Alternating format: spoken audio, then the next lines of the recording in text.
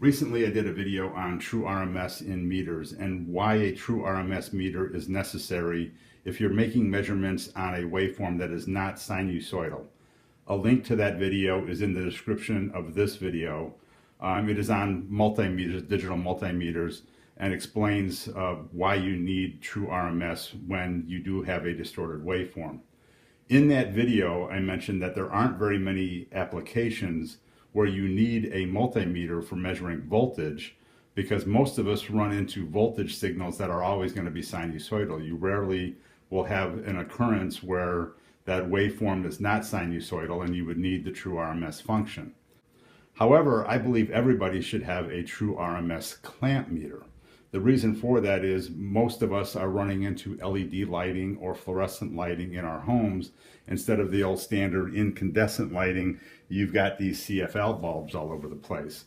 And the current that these bulbs is not sinusoidal. So to show what the current looks like when you've got these different bulbs on, I've actually put a resistor in series with my cord so I can measure the voltage across this resistor, and that will give me a waveform on my scope of what the current waveform looks like. So if I switch in incandescent bulbs, it's a linear load. Those incandescent bulbs are going to have a linear draw on that AC waveform, so I've got a sinusoidal current waveform on these incandescent bulbs. But if I switch in CFL bulbs, look at what that waveform looks like. It's anything but sinusoidal. Very spiky. These guys do not have a linear load on them, and this is what the current waveform looks like.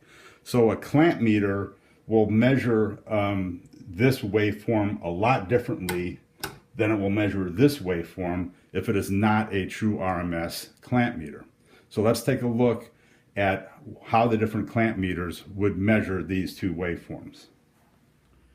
So for this setup, I'm still going to use my board here with my incandescent and my fluorescent bulbs. I'm just running it where the lights are away from my setup. You can see that I'm still going through the resistor for the scope into the meters, and I've got the scope and the meters there. I'm just doing it this way so I can switch the lights on and you can still see what's happening without the glare of the lights interfering with the camera. So right now I have the incandescent lights on. You can see that I have a clean sinusoidal current waveform on my scope because the incandescents represent a linear load. My RMS clamp meter is measuring 1.8 amps. My true RMS clamp meter is measuring 1.8 amps. So let me switch off the incandescents and put the fluorescents on. Now I have the distorted waveform, and my RMS meter is only measuring 1.6 amps, where my true RMS meter is measuring 2.1 amps. That means that the RMS meter is off by 25% from what the actual current reading is. Just to show you this isn't a difference in brands, let me take off this RMS and put on another true RMS meter. And as you can see, both true RMS meters are measuring approximately the same, 2.07 amps on this guy, 2.09 amps on this. So both true RMS meters are reading this distorted current waveform properly. So here's another example why this is important. Nonlinear loads are found on a lot more items than just CFL bulbs. Your computer has a switching power supply. Your television set has a switching power supply. Chargers for your cell phones are switching power supplies. So let's say you've got a 15 amp breaker in your house and this breaker keeps blowing and you're wondering why.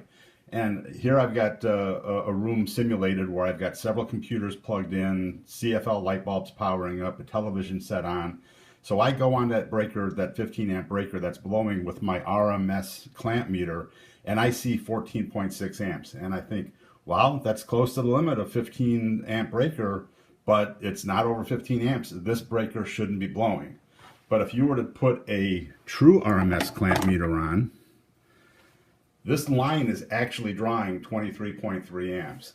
Now, like we did before, let's put on another clamp meter just to show it's not a particular brand of clamp meter. Here's a Ideal, also 23.3 amps. It doesn't have a backlight on it, so it's a little bit harder to see, but it's a 23 amp reading.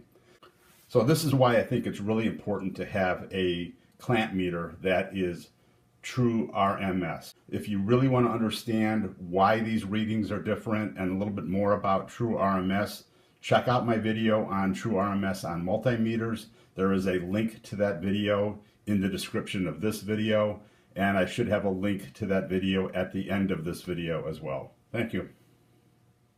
There's a lot more to learn about selecting the right meter or how to use your current meter more effectively. Make sure you subscribe to this channel. Recently I did a video on true RMS in meters and why a true RMS meter is necessary if you're making measurements on a waveform that is not sinusoidal. A link to that video is in the description of this video. It is on multimeters, digital multimeters, and explains why you need true RMS when you do have a distorted waveform. In that video, I mentioned that there aren't very many applications where you